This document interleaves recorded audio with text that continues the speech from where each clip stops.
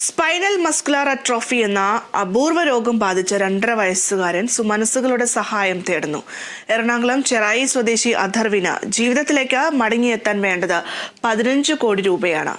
Auto ഡ്രൈവറായ അച്ഛൻ ശ്രീത്തിന്റെ വരുമാനം മാത്രമാണ് ഈ കുടുംബത്തിന്റെ ഏക ആശ്രയം.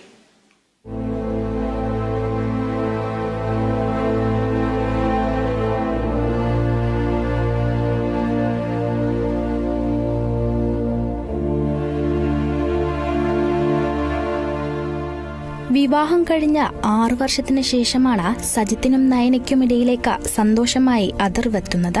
പൊന്നോമനയുണ്ടായി ചിരിയും കളിയുമായി പോയ ദിവസങ്ങൾക്ക് ശേഷം കുസൃതി കാട്ടി ഓടി നടക്കേണ്ട കുഞ്ഞിക്കാലുകൾക്ക് അതിന് കഴിയില്ലെന്ന് ഒരു വയസ്സു കഴിഞ്ഞാണ് അവർ മനസ്സിലാക്കുന്നത്.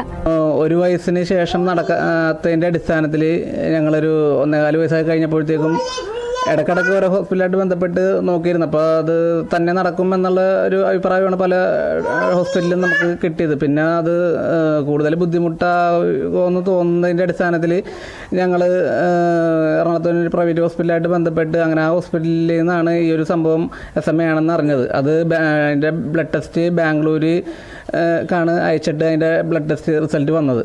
15 കോടി രൂപ എന്ന് പറയുമ്പോൾ നമുക്കത് താങ്ങാവുന്നതിലും അപ്പുറമായിട്ടുള്ളൊരു കാര്യമാണ്. ഞാനാണെങ്കിലും ഇവിടെ സാധാരണക്കാരനായിട്ടുള്ള ഒരു വ്യക്തിയും കൂടിയാണ്. ഇവിടെ ചെറായി ഗൗരീശ്വരം ഓട്ടോ സ്റ്റാൻഡിൽ ഓട്ടോ ഓടിക്കുന്ന ഒരു ഓട്ടോ തൊഴിലാളിയാണ്.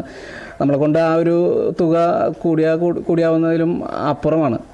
അപ്പോൾ എല്ലാവരുടെയും ഒരു സഹകരണം ഉണ്ടെങ്കിൽ ഞങ്ങൾക്ക് ഈ ഒരു കാര്യമായിട്ട് മുന്നോട്ട് പോകാനായിട്ട് സാധിക്കുകയുള്ളൂ. 3 മാസത്തിലൊരിക്കൽ തിരുവനന്തപുരം SIT ആശുപത്രിയിൽ അഥർവിന് ചെക്കപ്പ് ഉണ്ട്.